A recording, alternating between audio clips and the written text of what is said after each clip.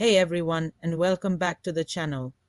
Have you ever dreamed of writing and selling your own ebook but got stuck on the design part? What if I told you that you could create a stunning, professional-looking ebook completely for free, using a tool you probably already know and love? Well, today I'm going to show you exactly how to do that with Canva. First things first, head over to Canva.com. If you don't have an account, you can sign up for free. Once you're in, just type ebook into the search bar. You'll see tons of incredible pre-made templates pop up. This is the magic of Canva. You don't have to start from a blank page. Browse through the templates and pick one that matches the vibe and topic of your book. Whether you're writing a cookbook, a business guide, or a fantasy novel, there's a design for you. Now for the fun part, customization. Click on the template you chose to open the editor. Here you can change everything. Double-click on the text to paste in your own manuscript. You can change the fonts, the colors, and the sizes to match your personal brand.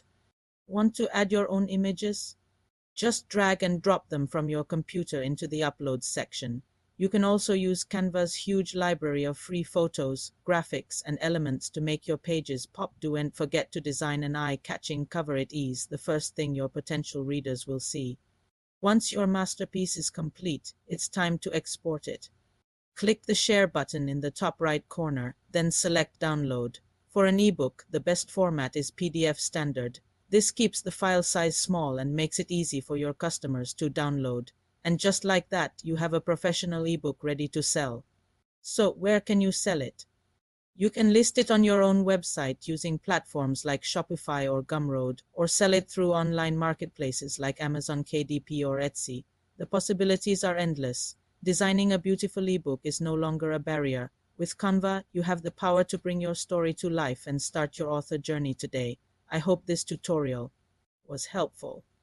If you enjoyed it, please give this video a thumbs up and don't forget to subscribe for more creative tips and tricks.